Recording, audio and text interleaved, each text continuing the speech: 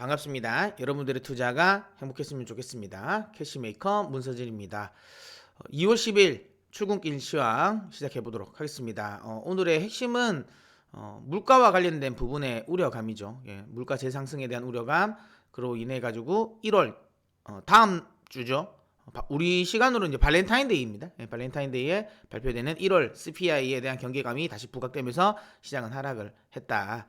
뭐 거기에 일단 뭐 페드 위원들의 매파적인 발언도 있었고, 그다음에 아무래도 단기적으로 많이 올라왔기 때문에 거기에 대한 차익 실현 매물 뭐 이런 것들이 좀 종합되면서 시장은 다시 하락을 했다라고 보시면 될 것 같습니다.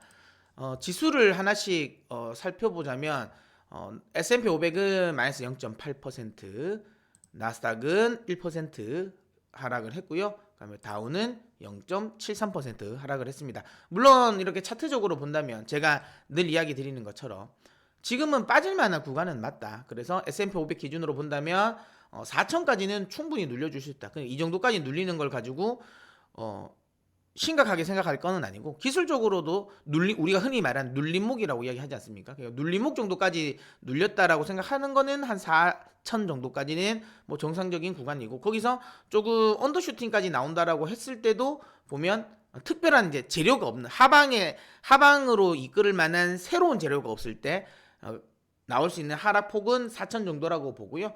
만약에 여기서 조금 더 투심이 좀 훼손이 돼서 언더슈팅이 나온다 하더라도 한 3,950 정도, 이 정도까지는 하락이 가능하다라고 봐야 되는 거고요. 다만 혹시라도 추가적으로 뭔가 새로운 악재가 출현을 하면 조금 더 급락이 나올 가능성은 있겠죠. 그럼 만약에 그렇게 된다면 여기 이제 제가 이제 이야기 드렸던 빅스 지수의 다이버전스가 이제 나왔던 지난달 11월 2일의 저점이라고 볼 수 있는 요 가격대, 그렇게 되면 한 3,770 정도가 되겠죠. 요까지는 또 나이라 올 수도 있다라고 생각합니다. 다만 그럼에도 불구하고 이 모든 경우에도 불구하고 그렇다고 해서 시장이 다시 약세론자들이 이야기하는 추세 하락으로 다시 접어든다라는 흐름은 아직은 아닐 것 같다라는 생각이 듭니다.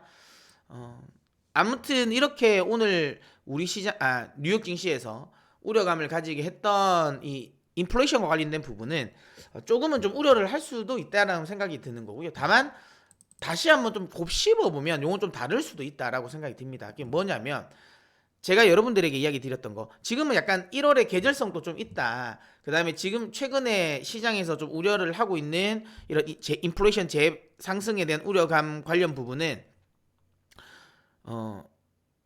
단기적인 부분 아니면 되게 어떤 약간 너무 지엽적인 부분, 이런 식에 대한 상승인 거지, 이게 전반적인 인플레이션 상승 요인은 사실은 아니거든요. 일단 중고차 가격 상승은 어제도 설명드린 것처럼 1월 달에 원래 좀 자동차를 많이 샀기 때문에 요거는 조금, 그러니까 1, 2월은 좀 올라올 수도 있다라고 생각을 해야 되는 거고요.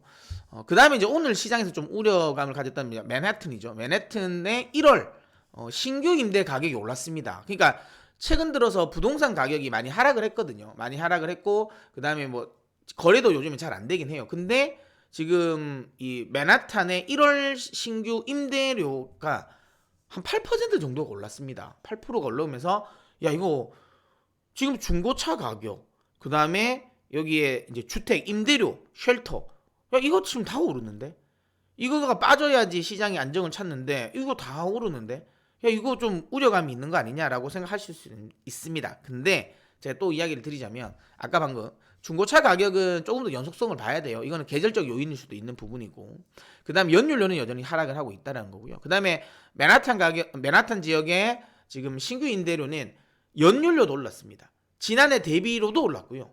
그 다음에 전월 대비로도 올랐습니다. 그러면 이거 확실하게 올라가는 게 맞잖아요. 그런데 다시 한번 이야기지만 맨하튼 쪽에 한정적이라는 거예요. 전국적으로 이 신규 임대료가 오른 게 아니라요, 맨해튼 쪽 지역의 가격만 올랐습니다. 이게 무슨 말이냐면, 다들 아시는 것처럼 맨하튼은 그 뭐 금융의 메카이기도 하고, 어쨌든 사무실이 몰려 있습니다. 우리나라로 따지면 그 여의도랑 아니면 광화문 같은 느낌이거든요. 여의도나 광화문 아니면 강남 테헤란 뭐 이런 느낌이잖아요.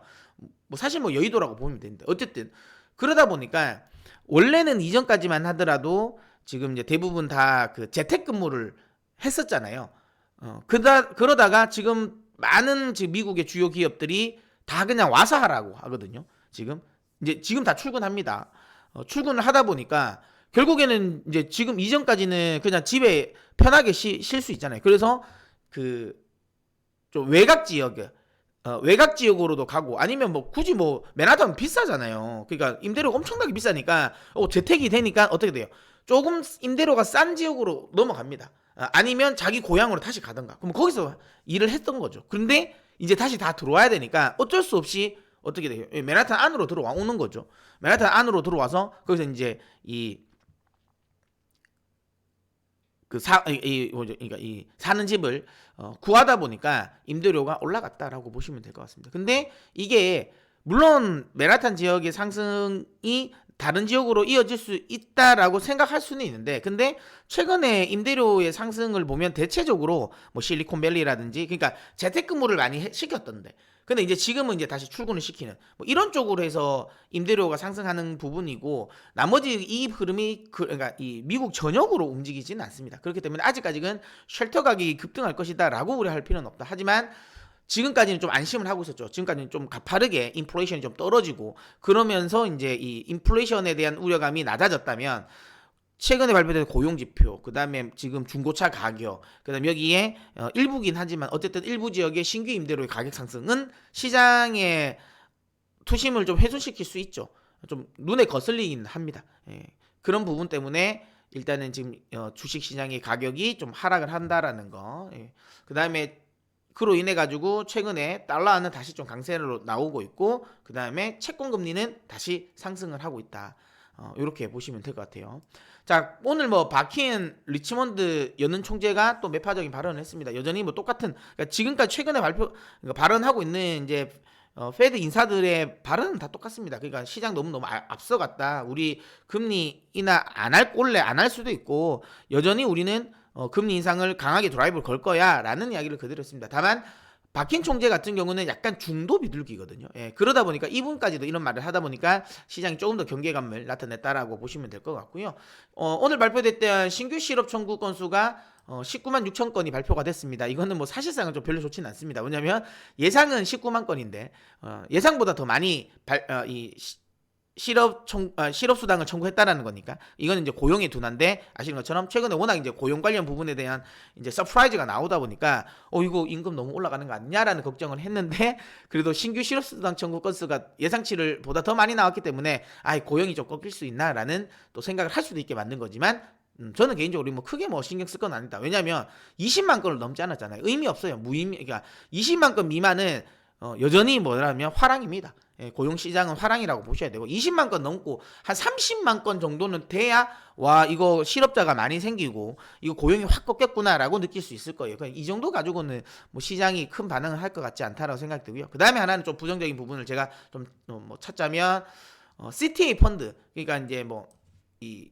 최근 들어서는 이 미국 시장을 어찌 보면 그냥 주도하는 펀드라고 봐야 돼요. CTA 펀드. 그러니까 추세 추종 매매를 한다고 보시면 되는데, 이 CTA 펀드들이 지금 뭐 최근에 이 1월 달부터 시작된 지금의 상승세를 이제 CTA 펀드의 그 매수세라고 생각을 하거든요. 약세론자들은 거기에 이제 쇼커버링. 근데 이제 왜냐하면 CTA 펀드 같은 경우는 그냥 때립니다. 그냥 기계적으로 그냥 삽니다. 근데 이게 추세가 상승이면 그냥 계속 매수를 하고요.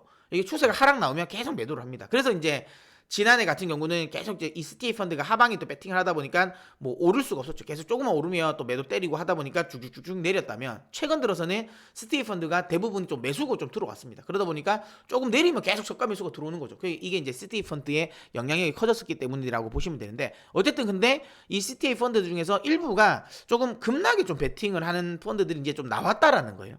그러니까 지금까지는 거의 롱온이었습니다. 그러니까 매수 쪽만 계속 지금 들어왔다면, 최근 들어서 몇몇 펀드들이 약간 이제 바꿨다라는 거예요. 포지션을 바꿔서 좀 하방, 근데 그냥 완만한 하방이 아니라 급락 쪽에 조금 베팅이 들어가 있다라고 이야기가 나왔다라는 거. 이 부분은 조금 좀 신경을 쓰자라는 겁니다.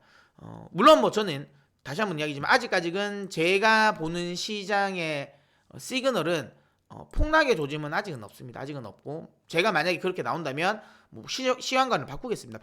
바꿀 거고 거기에 대한 또 투자 전략도 바꾸겠지만 아직까지는 저는 여전히 조정은 매수의 기회로 보는 게 맞다라고 생각하고요. 여전히 갈놈들은 가고 있습니다. 갈놈들은 뭐 최근에 들어가서는 뭐 테슬라라든지 엔비디아라든지 뭐 이런 애들은 여전히 가고 있고 미국에서 반도체 기업들 여전히 가고 있습니다. 물론 최근에 이 구글 바드 사건으로 인해 가지고 AI 관련 쪽에 좀 투심이 살짝 훼손되긴 했지만 뭐 오늘 뭐 계속 뭐 기사나 뭐 미국이 주요 IBD 이야기하는 건 하나같이 그거죠. 아니 너무 이걸 감정적으로 대응할 필요가 없다라는 거예요. 그러니까 지금은 이제 AI 초반에 이제 개인 투자자들의 투자 성향이 너무 감정적이다. 뭔가 좋은 거 나오면 확 들어갔다가 조금만 나쁜 거 나오면 확 빠지고 그렇게 할 거는 아니고 그 다음에 오늘 골드만이었나요? 리포트 나온 거 보면 그 AI는 메타버스보다는 조금 더 가시성 있고 조금 더 산업에 드라이브를 걸 것 같다라는 이야기가 나왔습니다. 그냥 메타버스는 약간 너무 허황됐다. 이거는 그러니까 너무 부풀려진 게 있다라는 쪽이었고 실제로도 좀 그러긴 했잖아요. 뭐 왜냐하면 메타버스라고 나온 거 보면 예전에도 다 있었던 거잖아요. 그러니까 아직까지 혁신은 아니다라는 건데 AI는 그렇지 않다라는 거예요. 확실하게 이 우리 생활에 지금 당장 다가올 수 있다라는 거, 뭐 그런 것들을 감안한다면 AI 관련 부분에 있어서의 단기 조정은 여전히 AI 쪽에 또 매수의 관점에서 보는 게 맞다라고 보고 있습니다. 중요한 건 이걸 것 같습니다. 다음 주에 나올 그 CPI 지표, 1월 CPI 지표인데 이게 혹시라도 만약에 굉장히 부정적으로 나온다면 또 시장은 한 번 더 또 후닥거리가 할 것 같습니다. 그렇다면 그 전까지는 제 생각엔 좀 경계감을 가지고 조금 시장을 관망하자라는 거고요. 물론 시장이 빠질 수 있다라는 거에 대한 부분 때문에 하방을 베팅하시는 분들도 많습니다. 개인 투자자들. 근데 저는 계속 강조드립니다.